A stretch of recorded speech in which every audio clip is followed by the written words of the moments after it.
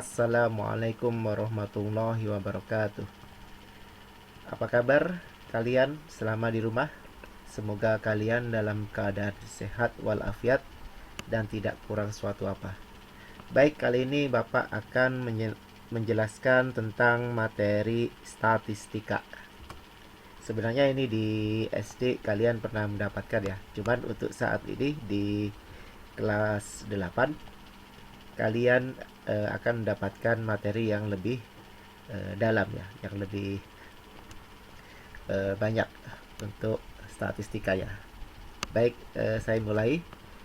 Untuk ukuran pemusatan data. Jadi statistika yang diajarkan di sini adalah tentang ukuran pemusatan data dan ukuran penyebaran data. Yang pertama, kita belajar tentang ukuran pemusatan data. Yang pertama adalah mean atau rataan hitung, atau biasa dikenal dengan rata-rata ya, rata-rata hitung. Rataan atau rata-rata suatu kumpulan data adalah jumlah semua data pada kumpulan tersebut dibagi dengan banyaknya data. Jadi jumlah semua data dibagi dengan banyaknya data. Nah,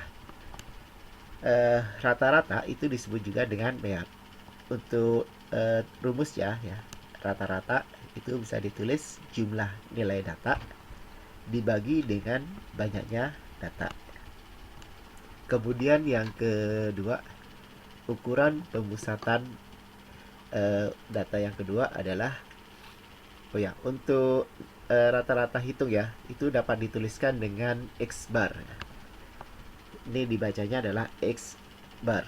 Jadi X di atasnya ada tanda garis itu dibacanya X bar. Jadi kalau misalkan kita mempunyai nilai ya, mempunyai data X1, X2, X3, X4 sampai dengan Xn, kemudian banyaknya datanya adalah n, maka untuk menghitung rata-rata atau mean itu sama dengan X bar sama dengan X1 ditambah X2 ditambah X3 ditambah X4 ditambah titik-titik sampai dengan Xn. Itu ditambahkan semua datanya, kemudian dibagi dengan jumlah datanya, yaitu n. Ini adalah rumus untuk mencari mean. Kemudian untuk ukuran pemusatan data yang kedua itu adalah median. Median itu adalah nilai tengah. Median data adalah nilai tengah yang letaknya di tengah setelah data tersebut diurutkan dari data yang terkecil sampai data yang terbesar. Jadi untuk median itu syaratnya adalah datanya itu harus diurutkan terlebih dahulu dari yang terkecil sampai yang terbesar. Baru kemudian kita cari nilai tengahnya. Nanti ada dua kemungkinan untuk menentukan median. Yang pertama, kalau jumlah datanya ya, atau banyak datanya itu berjumlah ganjil.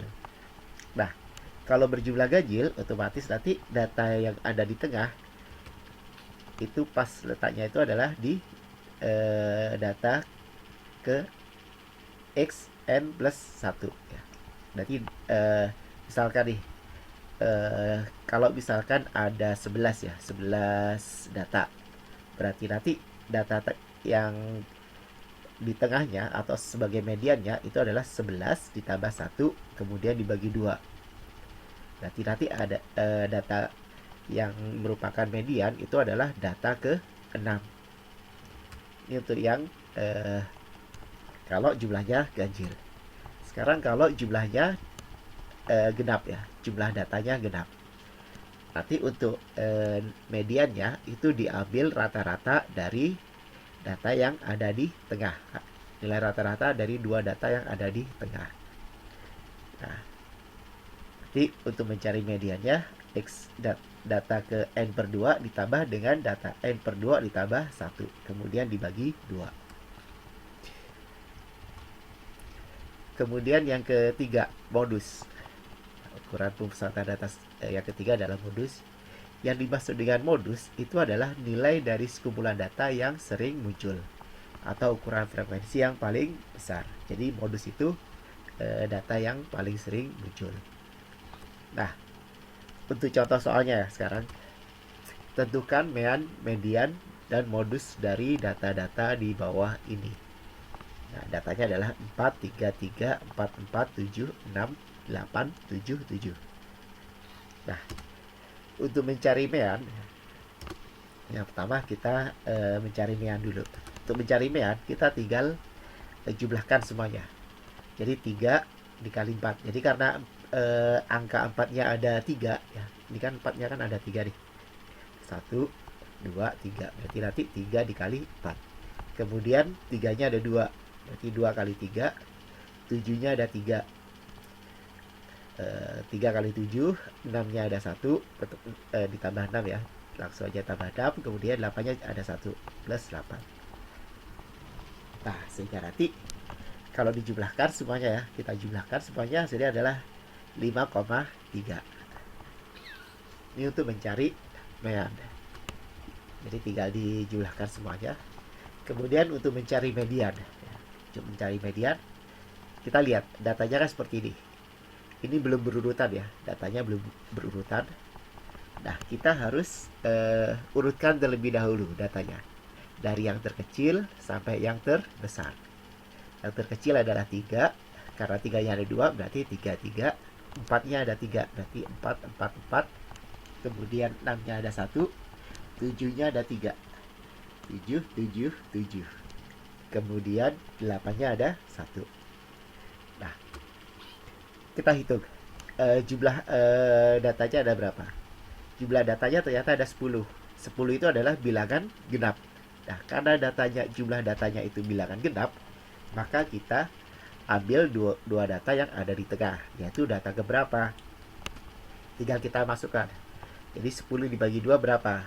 10 dibagi 2 sama dengan 5. Jadi data kelima dan satunya lagi 10 per 2 ditambah 1 sama dengan 6. Jadi data ke-6, data kelima dan data ke-10. Data kelima dan data ke-6 yang mana? Nah, data kelima yang ini ya, 4. Kemudian data ke-6-nya itu adalah yang 6. Nah, dua angka ini kita ambil ya. 4 dan 6 kita ambil untuk mencari mediannya. Sehingga nanti mediannya kita ambil rata-ratanya. Kita jumlahkan dulu 4 ditambah 6, kemudian dibagi 2. 4 tambah 6 10 per 2. Jadi nanti mediannya adalah sama dengan 5. Nah, sebentar. Kemudian untuk modus ya, modus. Nah, seperti ini ya. Modusnya kita lihat banyaknya datanya. 3-nya ada 2. Kemudian 4-nya ya. 4-nya ada 3, 6-nya ada 1, 7-nya ada 3. 8-nya ada 1. Nah, dari pengelompokan ini ternyata 4 dan 7 itu yang paling banyak jumlah datanya. 4 ada 3, 7 juga ada 3. Sehingga nanti dapat diambil kesimpulan kalau modus dari kumpulan data di atas itu adalah 4 dan 7. Ini untuk contoh dari kita mencari mean, median, dan modus. Kemudian untuk ukuran penyebaran data. Ukuran penyebaran data yang biasa digunakan untuk data tunggal itu antara lain jangkauan, kemudian jangkauan antar kuartil, simpangan kuartil, simpangan rata-rata, ragam, dan simpangan baku. Tapi nanti di kelas 8 ini kalian hanya belajar 3 aja ya. 1, 2, 3, yaitu jangkauan antar kuartil, dan simpangan kuartil. Kita hanya belajar 3 ini aja.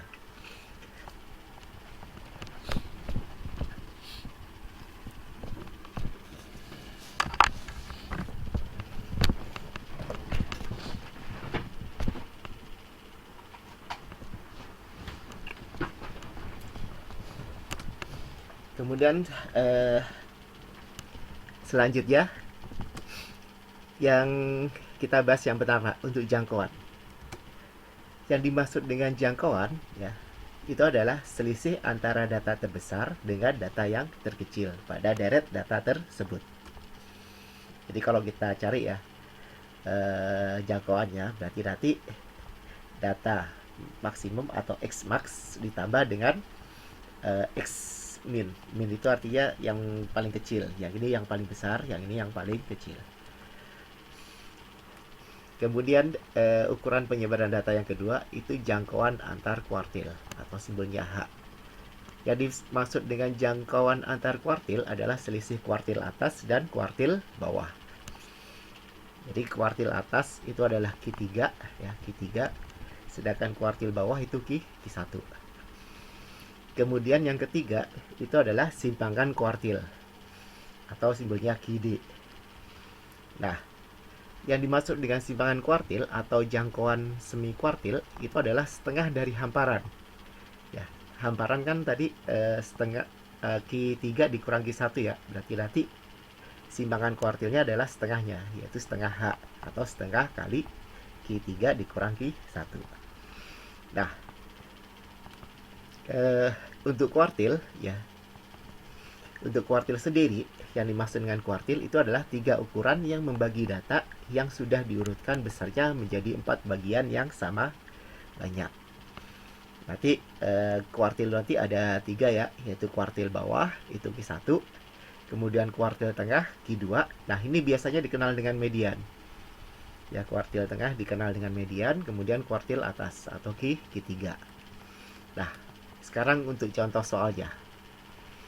Tentukan kuartil bawah, kuartil atas, jangkauan antar kuartil, dan simpangan kuartil dari data berikut. 2, 3, 4, 6, 8, 9, 11, 14. Kita lihat, ini datanya sudah diurutkan ya. Dari data terkecil sampai data yang terbesar. Yang pertama, kita cari kuartil bawah. Ya, saya tuliskan lagi ya untuk data yang diurutkan. 2, 4, 6, 8, kemudian 9, 11, dan 14. Kita cari dulu kuartil tengahnya atau mediannya. Karena di sini datanya adalah data genap ya. 1, 2, 3, 4, 5, 6, 7, 8. Data genap ya. Kita ambil dua data yang di tengah, yaitu 6 dan 8. Kita cari kuartil tengahnya atau mediannya. Q2-nya itu berarti 6 ditambah 8, kita bagi 2 sama dengan 7.